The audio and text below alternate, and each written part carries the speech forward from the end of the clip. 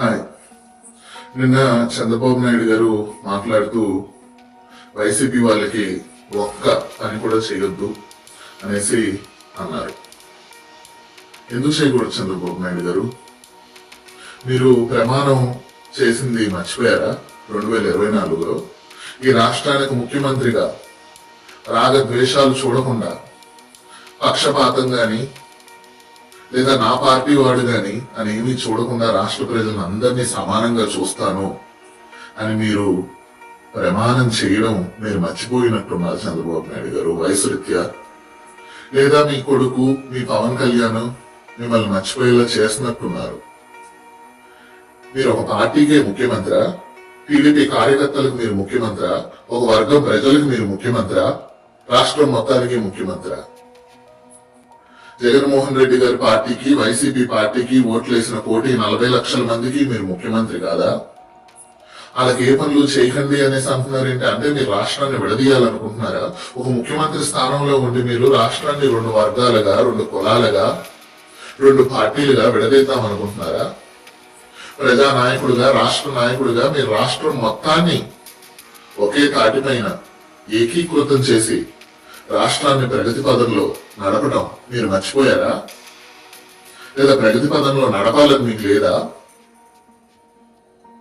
రాష్ట్రంలో గొడవలు, విద్వేషాలు, కుట్రలతో ఇలా రెచ్చగొట్టి మాకు 4 మీడియా ఛానళ్లు ఉన్నాయి, 2 పేపర్లు ఉన్నాయి, వాళ్ళే నేను ఏది మాట్లాడితే అదే కరెక్ట్ గా ప్రచారం చేస్తారు అని మీ అహంకారంతో మీరు మీ ఇష్టం వచ్చినట్టు మాట్లాడి ప్రజల్ని మభ్య పెట్టాలని చూస్తున్నట్టున్నారు చంద్రబాబు నాయుడు గారు. ఒకసారి చంద్రబాబు నాయుడు గారు ఏం మాట్లాడారో చూద్దాం. వైఎస్ఆర్ కాంగ్రెస్ పార్టీకి డైరెక్ట్ గా ఇండైరెక్ట్ గా మనం పనులు చేసే పరిస్థితి ఏ స్థాయిలో కూడా రాకూడదు.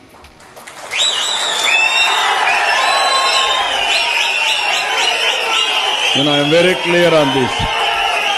ఇది ఇంప్లిమెంటేషన్ చేసేటప్పుడు మాత్రం కులం గాని, మతం గాని, ప్రాంతం గాని, రాజకీయాలు గాని, పార్టీలు గాని ఇవేవి కూడా చూడొద్దండి.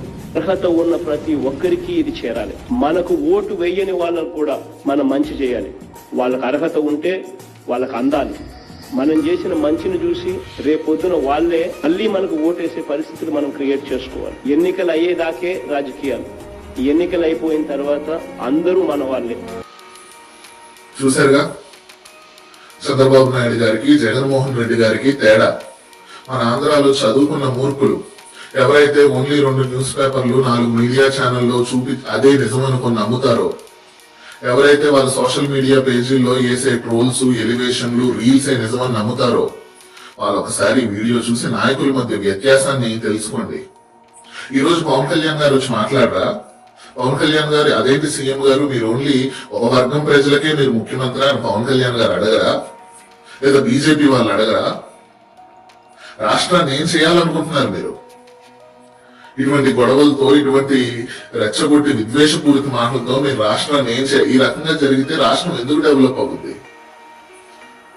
నిజంగా చంద్రబాబు నాయుడు గారు 40 ఏళ్ళు రాజకీయ అనుభవం అని చెప్పుకుంటే సరిపోదు, ఒక పద్ధతి అనేది ఉండాలి. నిజంగా సిగ్గుచేటు మీరు అలా మాట్లాడడం. రాష్ట్రాన్ని మీరు సర్వనాశనం, ఆల్రెడీ ఎప్పుడూ మీరు రాష్ట్రాన్ని బాగు చేయలేదు. 1995 నుండి మీరు ముఖ్యమంత్రిగా ఉన్నారు. అప్పుడు మిగులు బడ్జెట్ లో ఉన్న ఆంధ్ర రాష్ట్రాన్ని టీడీపీ గవర్నమెంట్ మీరు ముఖ్యమంత్రి అయ్యాకే లోటు బడ్జెట్ లోకి వచ్చింది రాష్ట్రం. అప్పటి నుండి లోటు బడ్జెట్ లోనే ఉంది. రాష్ట్రం విడిపోయాక కూడా 2 తెలుగు రాష్ట్రాలు లోటు బడ్జెట్ లోనే ఉన్నాయి. మీరేం చేశారు రాష్ట్రానికి? మీ మీద మాకు ఎప్పుడూ నమ్మకం లేదు, మా 1,40 లక్షల మందికి నమ్మకం లేదు. కాకపోతే మిమ్మల్ని నమ్మే మీ కార్యకర్తలకి, ఒక వర్గం ప్రజలకి, లేదా పవన్ కళ్యాణ్ కి మీరు ముఖ్యమంత్రి కాబట్టి మీరు మీ ఇష్టం వచ్చింది చేసుకుందామని ఫిక్స్ అయ్యారు కాబట్టి చేసుకోండి. కానీ ప్రజలు కూడా చూస్తూ ఊరుకోరు. ప్రజలు ఎప్పుడు ఏ రకంగా సమాధానం చెప్పాలో ఆ రకంగా సమాధానం చెప్తారు.